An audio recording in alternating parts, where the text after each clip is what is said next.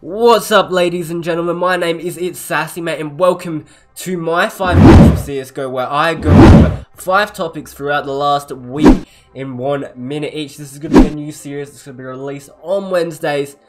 I'll still work out the exact time, but probably around 8 PM Australian Eastern Daylight Time.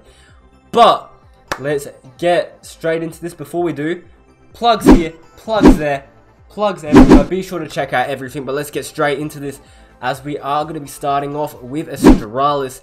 Obviously, this isn't the last week, but I do have to mention it because they did win the IM Katowice Major Championship, being their second major in a row, joining the likes of Fnatic in winning 3 major finals in CSGO in its current iteration, or Counter-Strike in its current iteration. But anyways, they've won 3 majors now, and they had a pretty flawless run, only losing 1 map to the Renegades, where they lost to Mirage. They had a 14-5 lead and lost in overtime, so props to Renegades. Obviously, I'm quite happy with that result, but that's all for Astralis. We're going to be going to the WESG World Finals, where our first talking point will be made in Brazil. You know, obviously, they've regained their major legend status, making the semis as well. Obviously, it's back to the SK lineup with Phelps and obviously Taco as well. But at their last WESG World Finals with this roster, after, I believe it's when they had Bolts instead of Phelps, so they did swap that around.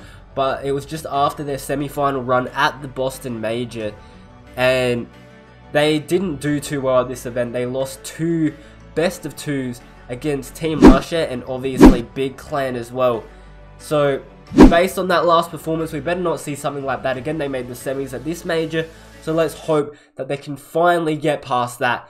And the question is will they go back to winning ways, back to the SK days? Will they be able to get the roster to do that? And so far they have looked promising, they have looked good, but the thing is there hasn't been too much to prepare on.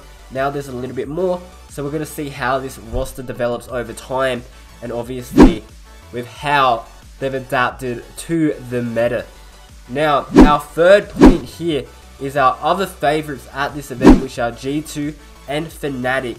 Now, this event actually marks the last time this G2 roster will be playing together, as we're going to see some changes happening there. So, you know, they might have a little bit of weight off their shoulder, might be able to play a bit of a looser style of Counter-Strike, and that actually might be able to benefit them in this event.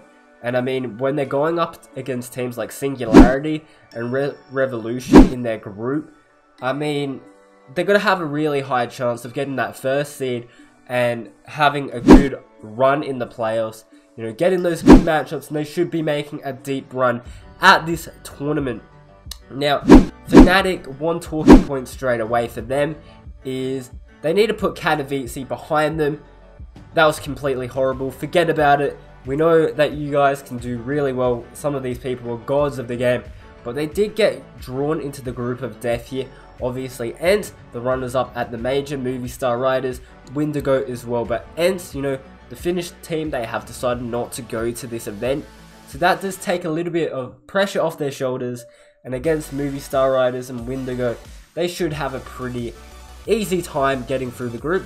Will it be challenging? I'm sure it still will, but Fnatic should have a good seeding there. Now, other mentions, I want to mention Chiefs, Optic as well.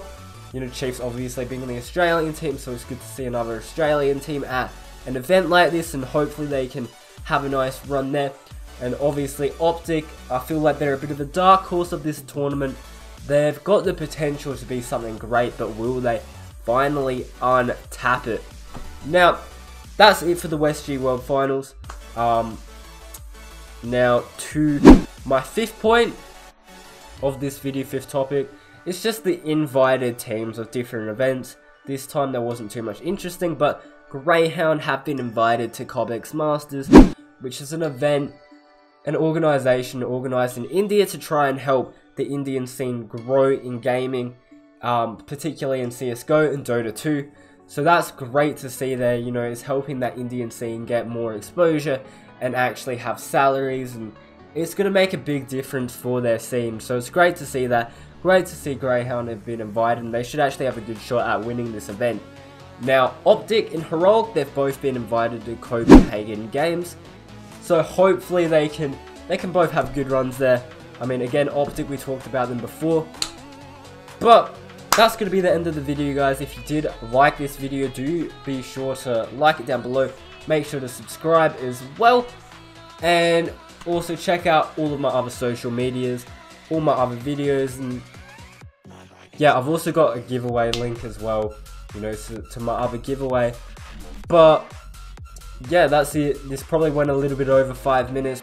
But thank you for coming, and we do hope to see you again next Wednesday.